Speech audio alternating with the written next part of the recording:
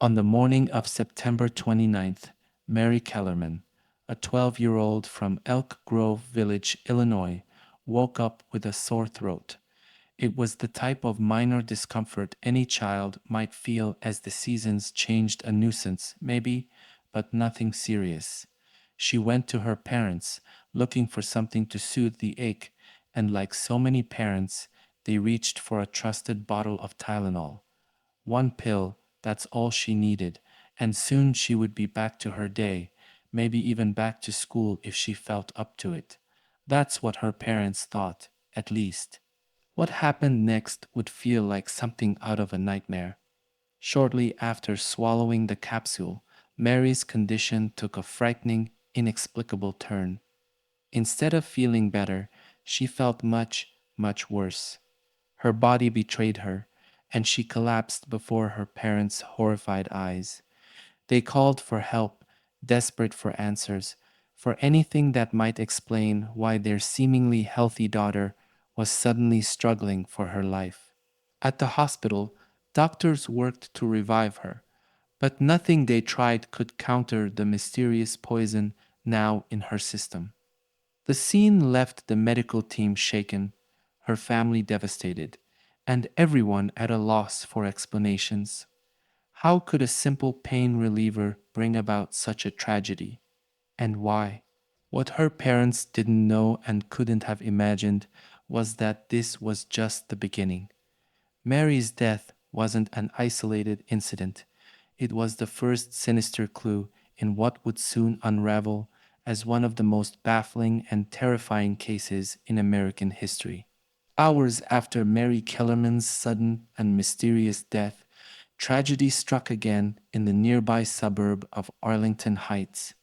Adam Janis, a 27-year-old postal worker, returned home that day, unaware that his fate would soon intertwine with Mary's in the most harrowing of ways. Adam, feeling under the weather, reached for a bottle of Tylenol. It was a small gesture, one that millions made daily, trusting in medicine to ease discomfort. But moments later, Adam collapsed. His family found him gasping, helpless as he lay before them. At the hospital, doctors worked desperately, yet no intervention could save him. His family, shocked and reeling, gathered at Adam's home to mourn. Overwhelmed by grief, they sought comfort in each other's company, unaware that a shared painkiller would deliver another cruel blow. Adam's younger brother, Stanley, took a Tylenol from the same bottle, followed by his wife, Terry. Within hours, both Stanley and Terry collapsed. Medical responders, bewildered by what they were seeing, couldn't make sense of it. This had to be something more than coincidence. An urgent connection was beginning to form. Three family members, each falling victim to a mysterious, lethal force hidden inside something as ordinary as Tylenol. With each passing moment, it was becoming clear this wasn't an isolated tragedy. There was a killer, silent and invisible, lurking in the very medicine that people trusted. In the aftermath of the deaths of Mary Kellerman, Adam Janis, and his family members, police and health officials found themselves racing against a terrifying mystery. The cases seemed bizarre and random.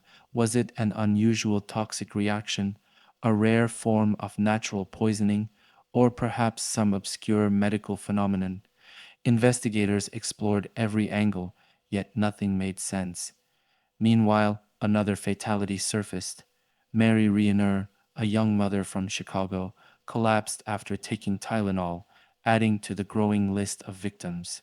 The urgency was undeniable. Law enforcement, doctors, and the Illinois Department of Public Health pooled their resources, desperate to understand how something as ordinary as a painkiller could be a vehicle for death. Each passing hour increased the stakes, as the public remained oblivious to the lurking danger in their medicine cabinets. As investigators scrambled to piece together what little evidence they had, the reality began to take shape. This was no accident, nor was it natural. Someone was deliberately tampering with medicine. and with each victim, it became clear that time was a luxury they didn't have.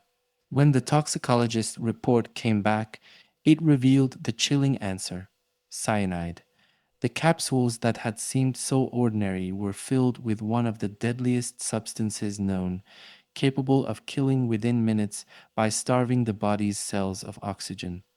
For the first responders, medical examiners, and law enforcement officials, this revelation was nothing short of a nightmare. Cyanide wasn't just lethal, it was terrifyingly efficient, and someone had deliberately used it to transform common pain relief capsules into fatal weapons. Authorities immediately sounded the alarm. Chicago's health department and law enforcement swung into action, broadcasting an urgent warning across every available platform. Tylenol was no longer safe. Local news stations interrupted regular programming, radio stations blared warnings, and emergency notices were posted at stores and pharmacies throughout the area, instructing everyone to stop taking Tylenol immediately. The public, still unaware of the full scope, began to realize the horror unfolding. With cyanide confirmed, this case was no longer about mysterious medical deaths. It was about intentional, targeted murder.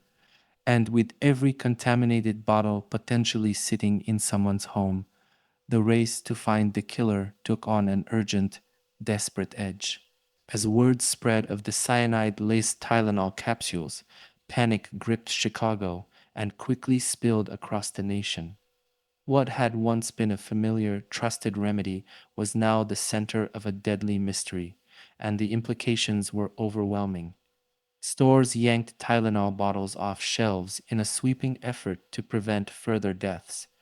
At every pharmacy and supermarket, staff were instructed to dispose of every bottle, while managers posted urgent warnings for customers to avoid Tylenol at all costs.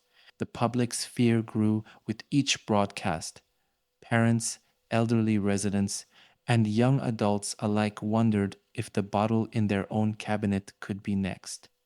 Phone lines at hospitals and police stations flooded with calls from people asking what to do and where to turn.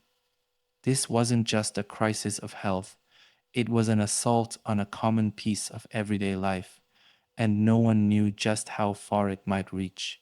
Johnson& Johnson, Tylenol's manufacturer, announced a nationwide recall, the first of its kind in American history. Every household was advised to immediately check their medicine cabinets and dispose of any Tylenol they found. Yet, even with bottles off the shelves, an unease lingered. If an unknown assailant could tamper with something so common, what other threats might be hiding in plain sight? The realization was profound. The case had exposed a horrifying vulnerability, and as the fear spread, so did the sense of urgency to catch whoever was responsible. In the wake of the Tylenol murders, the US faced an unprecedented national emergency, and officials knew that any hesitation could mean more lives lost. Local and federal agencies mobilized one of the largest investigative efforts in history. The FBI, alongside local police, the Illinois Department of Public Health, and even the Food and Drug Administration, banded together to contain the threat and search for leads.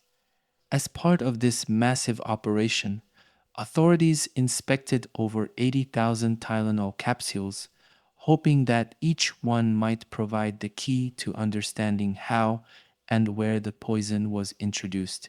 Inside laboratories, rows of capsules were meticulously inspected under bright lights, each one representing both a potential clue and a deadly threat.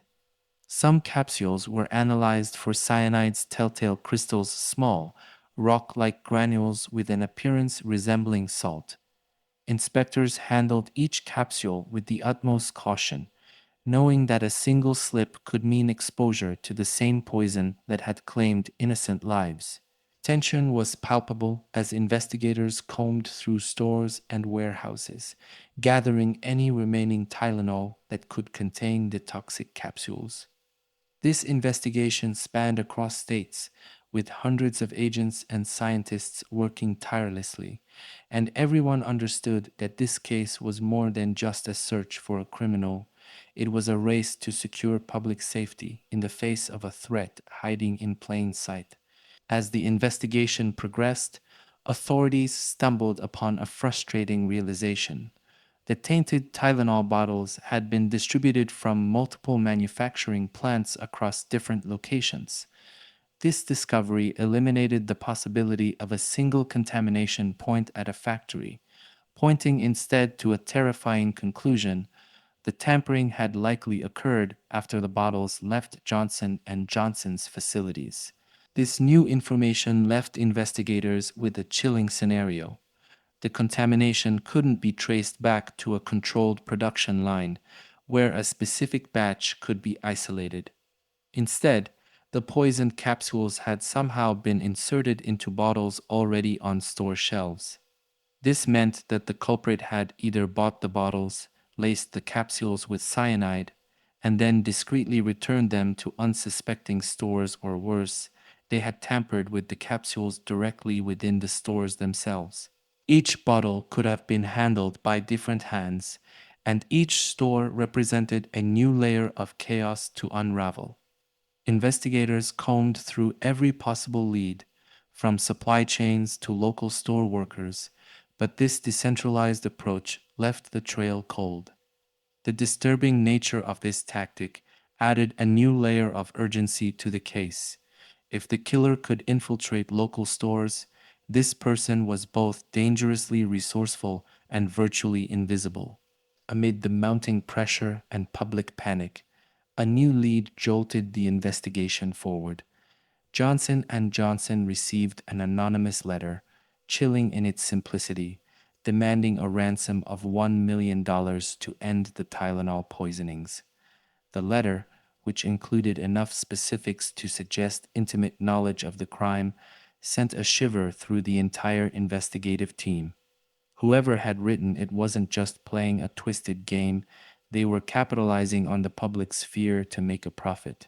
The FBI traced the letter back to a man named James William Lewis, who was living far from Chicago at the time in New York. Lewis, a man with a troubled past, was quickly apprehended and questioned. His criminal record was peppered with violent charges, including accusations of financial fraud and previous encounters with the law that hinted at a volatile personality. When confronted, Lewis admitted to writing the ransom letter, but claimed he had nothing to do with the poisonings themselves. The mystery only deepened. Despite his confession to sending the letter, Lewis's presence hundreds of miles from Chicago at the time of the murders complicated matters. Investigators couldn't place him at the crime scenes, and no physical evidence tied him directly to the tainted capsules. Lewis's motivations and bizarre behavior left authorities both frustrated and intrigued. He seemed to revel in the attention, offering his theories on how the poisonings might have been executed, going so far as to draw diagrams detailing possible methods. For investigators, Lewis became a paradox. He was a viable suspect, yet an unconvincing culprit, adding to the cloud of suspicion and misdirection. With the real killer potentially still at large, the investigation was left hanging on an unresolved question. Was James Lewis a genuine suspect or merely a master manipulator, using the terror of the Tylenol murders for his own twisted ends? As the investigation zeroed in on James William Lewis, his behavior took a strange and unsettling turn. Rather than deflecting attention or denying involvement, Lewis offered the FBI a series of detailed diagrams and theories, explaining how someone could carry out a crime like the Tylenol poisonings. He didn't just propose vague ideas, he sketched intricate, step by step plans, complete with annotations, as if he were mapping out the precise methodology of the crime itself.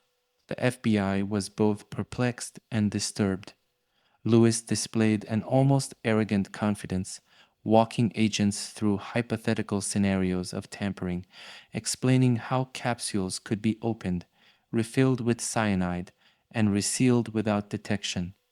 His theories were unnervingly specific, bordering on an instruction manual.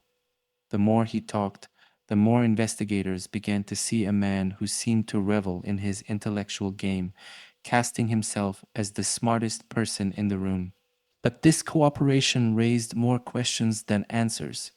Was Lewis truly the Tylenol killer, using this opportunity to taunt investigators and showcase his intellect? Or was he simply exploiting the situation, feeding off the FBI's interest and the terror gripping the public to fuel his own sense of superiority?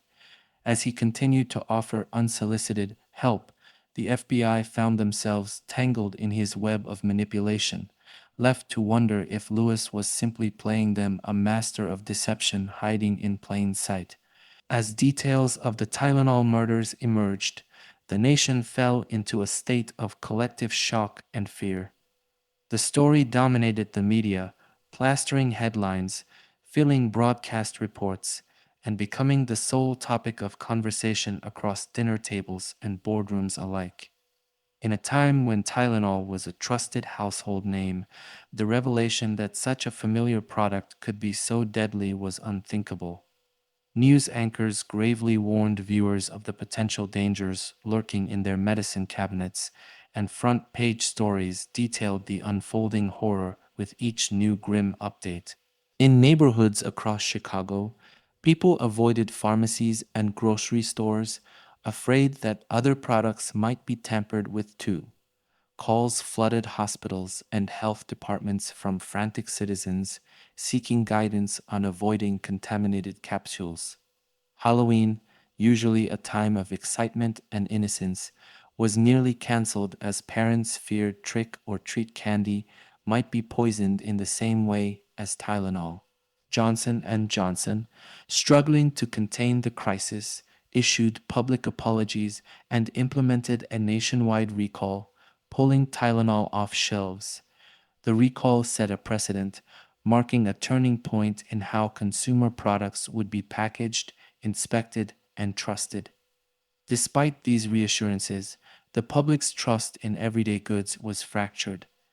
The idea that a product as benign as Tylenol could be transformed into a weapon shattered the nation's sense of safety, exposing a new vulnerability in American life. This was more than just a criminal case. It was a psychological blow to the nation. The panic gripping Chicago echoed across the country, sparking fear and skepticism about the hidden dangers lurking within familiar products.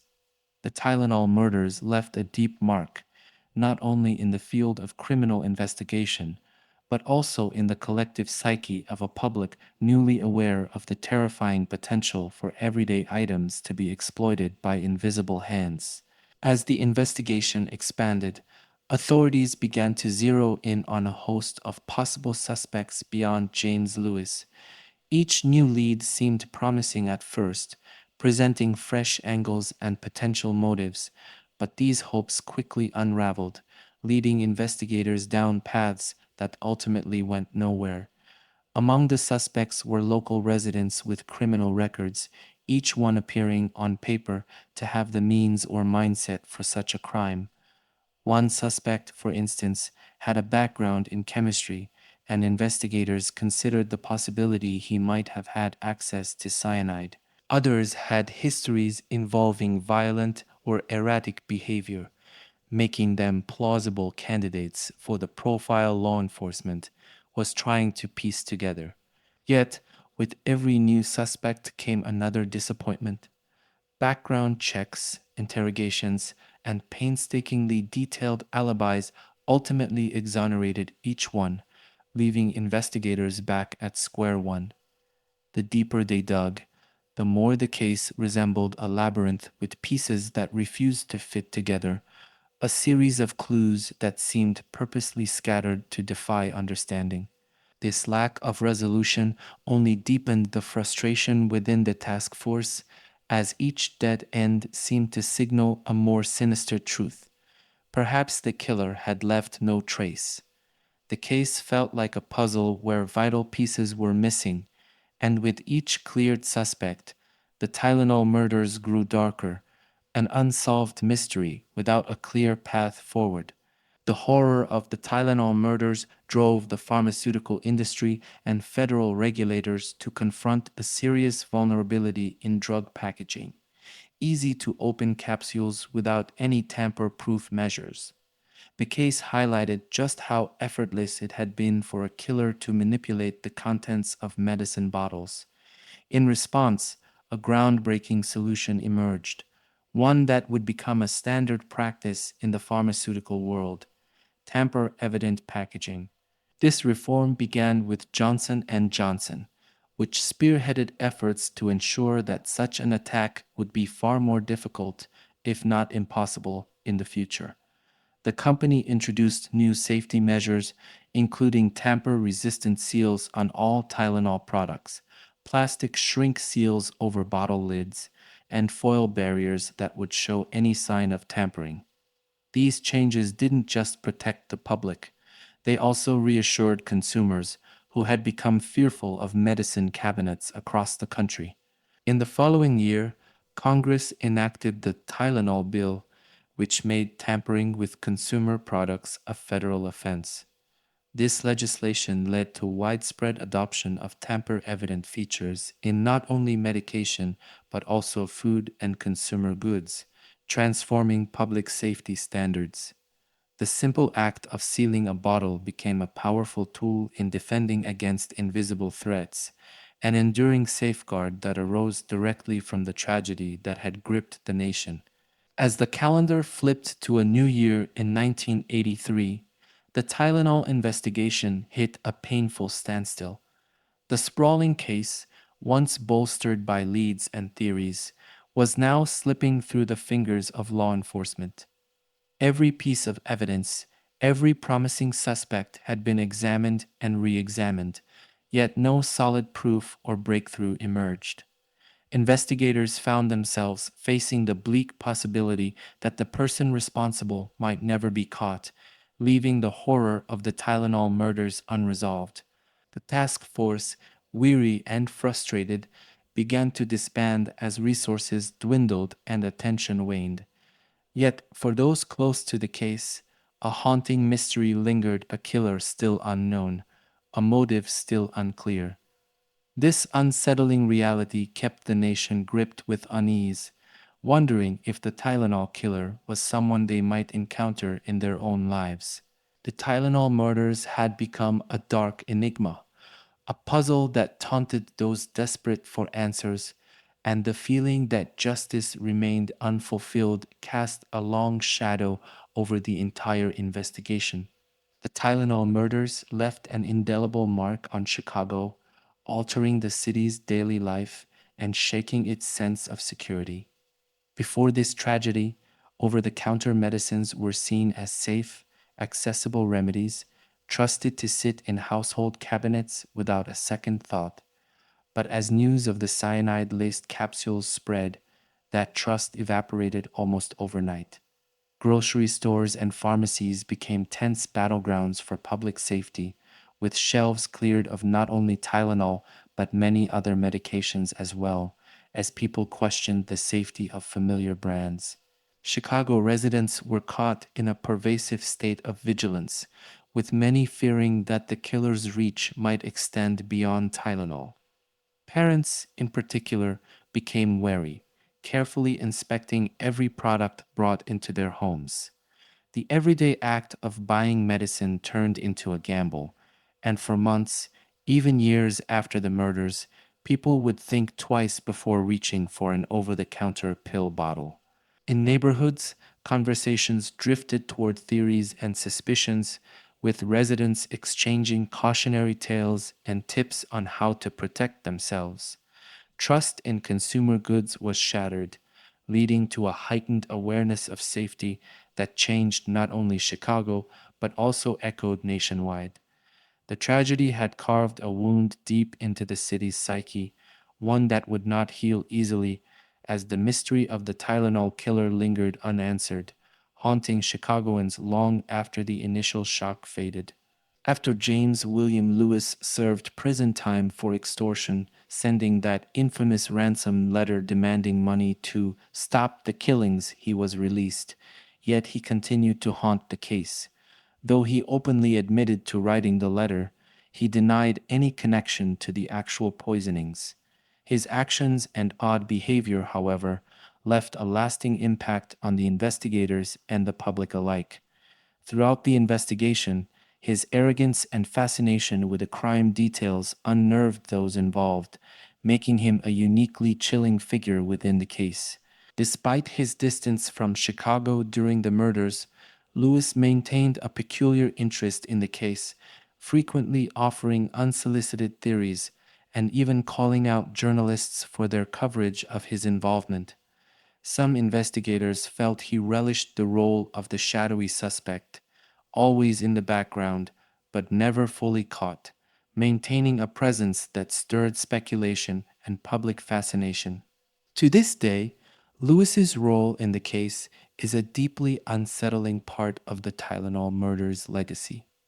His release served as a reminder that, while he'd been punished for extortion, the deeper mystery, whether he truly played any part in the deaths or simply seized a chance to manipulate a national tragedy, remained unanswered. In 2009, renewed public interest and advancements in forensic technology gave detectives fresh hope that the Tylenol murders might finally yield answers. Law enforcement revisited key pieces of evidence, hoping that DNA profiling, a tool unavailable in the original investigation, might reveal something previously hidden. With meticulous care, investigators tested several pieces of evidence for any traceable DNA. They examined capsule bottles, packaging, and other items that had been meticulously preserved since the crime first shook Chicago.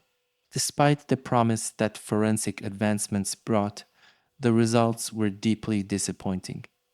No usable DNA was recovered, and none of the evidence provided a match that could link any suspect to the tampered capsules. For the families and detectives who had held onto hope for so many years, this was a heartbreaking setback.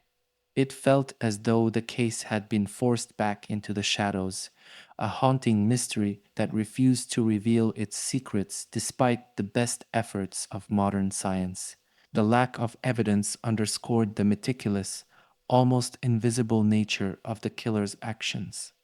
With each test that returned empty handed, the Tylenol murders remained one of America's most chilling cold cases, an unsolved mystery haunting Chicago, untouched by time or technology.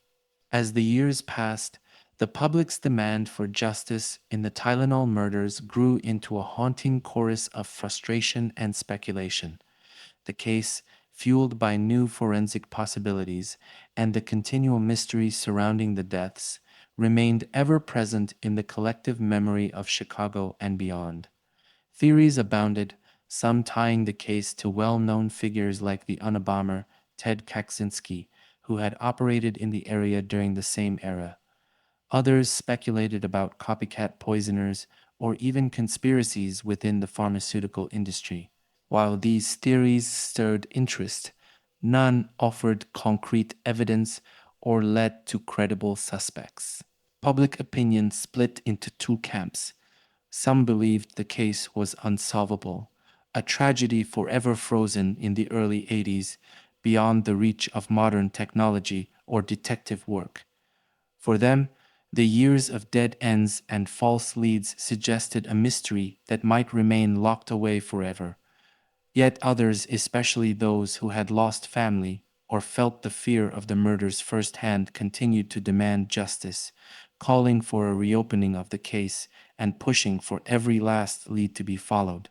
The Tylenol murders, even decades later, held a grip on the public's mind, a wound in the city's past that had never fully healed. For authorities, the inability to resolve this case was a reminder of the killer's chilling effectiveness and the seemingly flawless nature of the crime. It was a question that lingered unanswered, Could anyone ever bring justice for the victims of the Tylenol murders? Or would the case remain one of the darkest mysteries in modern American history? The Tylenol murders left an undeniable mark on consumer safety and national policy. This tragedy revealed vulnerabilities in everyday products and highlighted how public trust could be exploited by unseen forces.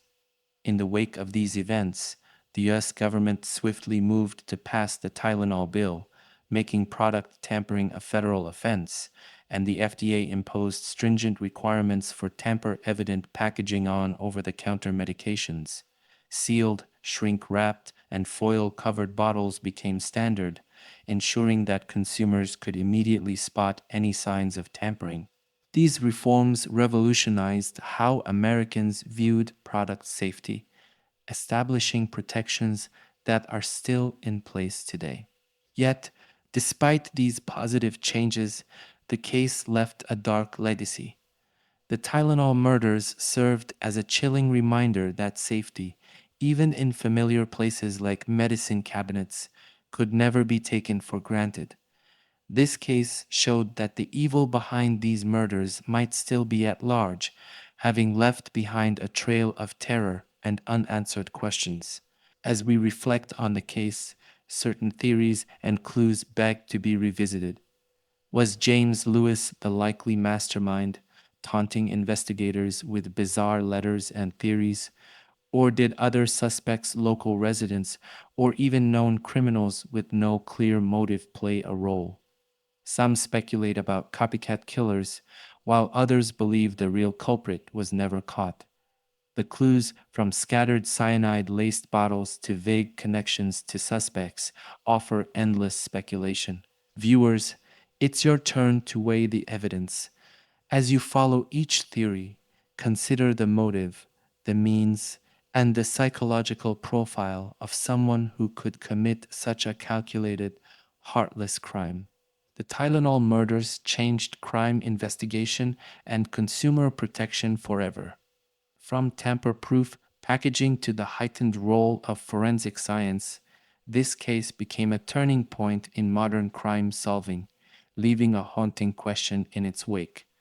Despite all the advancements and precautions, could the real Tylenol killer still be out there, hidden among us, living with the knowledge of an unsolved crime that shook an entire nation? If this case left you as unsettled as it left investigators, join us as we dive into more mysteries, where each clue brings us closer to understanding the minds behind these haunting crimes. Subscribe to Crime Pulse Stories, and let's continue unraveling the truth, one case at a time.